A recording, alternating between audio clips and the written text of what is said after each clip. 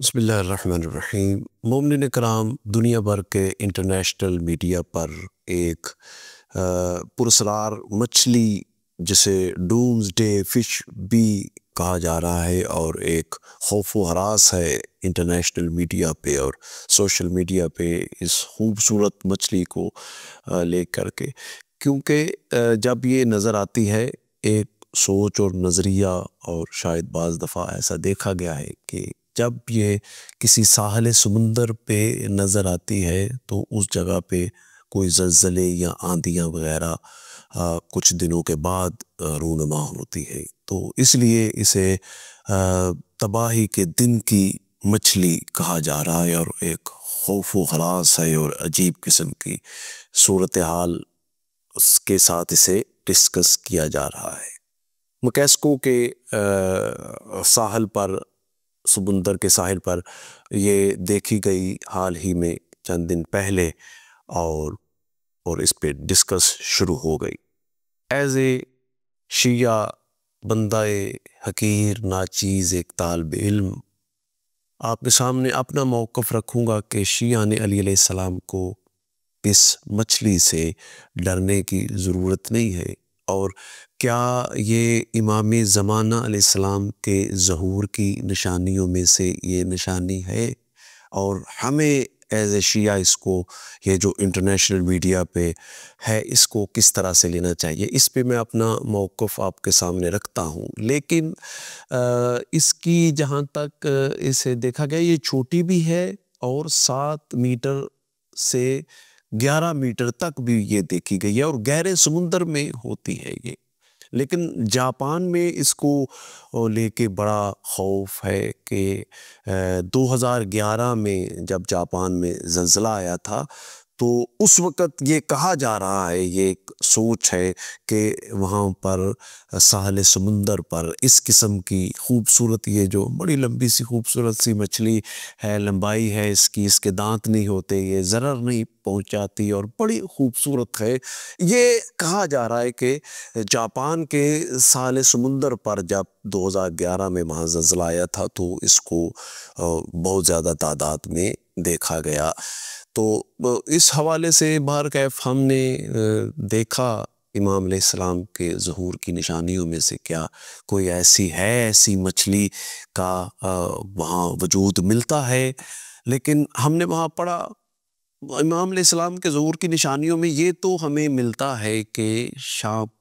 میں مسجد کوفہ کی دیواروں کو تباہ و برباد کر دیا جائے گا، شام میں تباہی آئے گی، یہ تو ملتا ہے امام کے ظہور کی نشانیوں میں سے۔ نشانی ہے درائے فرات کا پانی چڑھ جائے گا اور کوفہ کی گلیوں میں یہ پھرے گا اور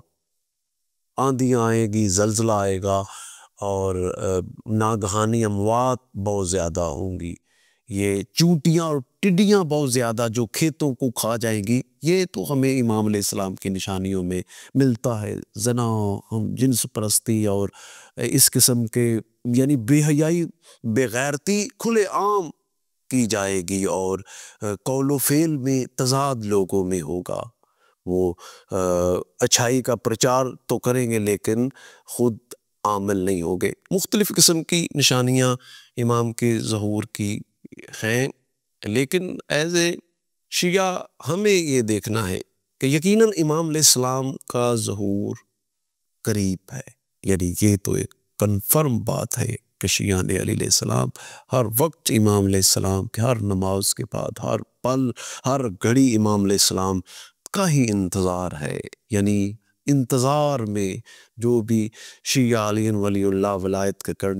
کلمے پڑھنے والا، ختم نبوت پہ عمل رکھنے والا، توحید کا پرچار کرنے والا علی کا شیعہ ہے، وہ ہر لمحے ہر پل اسے امام زمانہ کے ظہور کا انتظار ہے کہ امام ابھی آ جائے گے، ابھی آپ یہ ویڈیو دیکھ رہے ہیں نا، بس انتظار یہی ہے کہ ابھی امام علیہ السلام کا ظہور ہو جائے گا، یہ تو ہماری دعا ہے، ہر پل ہے، ہر گھڑی ہے۔ لیکن یہاں یہ سوال یہ ہے، یہ مچھلی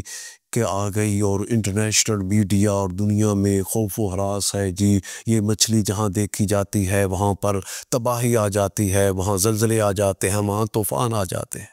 اے شیعہ، اے علی کا ماننے والا، تجھے اس کی پرواہ نہیں ہے اس مچھلی کی پرواہ نہیں ہے۔ شام میں تباہی ہو رہی ہے، امام کے ظہور کی نشانی ہے، مسجد کوفہ کی در و دیواریں خراب ہو گئی ہیں۔ تجھے اور مجھے پریشانی یہ ہے، کیا ہم امام علیہ السلام کے سپاہیوں میں ہو سکتے؟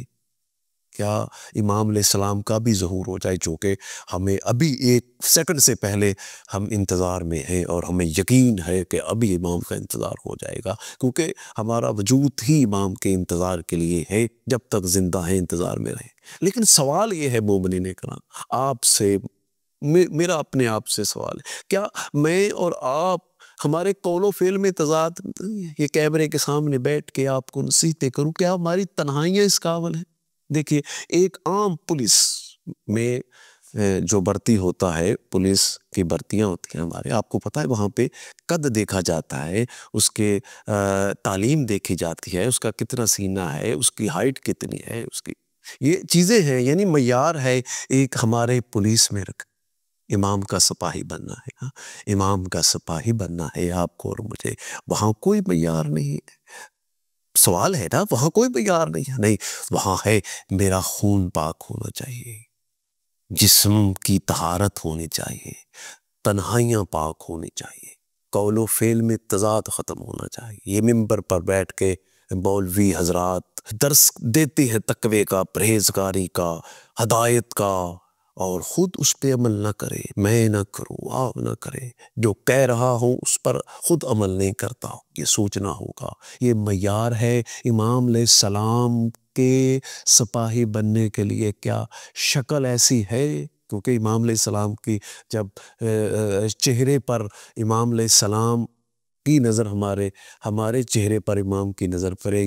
گی تو کیا ہمارا چہرہ اس قابل ہے کہ ہم امام علیہ السلام کے سپاہی بن سکیں؟ وہاں معیار ہے نا، وہاں جسم کی طہارت اور روح کی طہارت بھی معیار ہے، وہاں نمازیں، وہاں روزہ، وہاں تقوی، وہاں تنہائیاں، وہاں زبان کی حفاظت، وہاں ہاتھوں کی حفاظت، وہاں آنکھوں کی حفاظت، وہاں آنکھوں کی بھی حفاظت۔ یہ موبائل سے کیا دیکھ رہے ہو؟ تو امام کا، میں امام کا سپاہی ہوں، تنہائی میں موبائل پہ کیا دیکھ رہا ہوں؟ کون سی فلمیں، کون سے گانے سنتا ہوں میں تنہائی میں فلمیں دیکھتا ہوں، میں بے حیائی اور بغیرتی دیکھتا ہوں، اور پھر کہوں میں امام کا سپاہی بنوں گا، میں علی کا شیعہ ہوں، میں حسین علیہ السلام کا شیعہ ہوں، میری تنہائیاں پاک نہیں ہے، وہاں معیار نہیں ہے۔ عام سپاہی کی بھرتی میں تو معیار ہے، اس کا جسم، اس کی ہائٹ اتنی ہونی چاہیے، اور امام علیہ السلام کے سپاہی ہونے کے لیے کوئی معیار نہیں ہے، وہاں زانی ہو، وہاں جھوٹا ہو، وہاں یتیموں کے حق کھانے والا ہو، اور میں کہوں سپاہی ہوں۔ نہیں میرے دوستوں، میرے بزرگوں، میرے عزیزوں، ہمیں اپنی تنہائیاں پاک کرنی ہیں، تاکہ پھر ہمیں کوئی خوف نہیں ہے، پھر یہ مچھلیاں آ جائیں، پھر یہ زلزلے اور طوفان آ جائیں، پھر ہم جب امام کی حفاظت میں آ جائیں گے، امام کے جانثاروں میں آ جائیں گے، پھر سب کچھ ٹھیک ہو جائے گا۔ اللہ تعالیٰ مجھے اور آپ کو، ہم سب کو امام کے جانثاروں میں ہمارا شمار فرمائے۔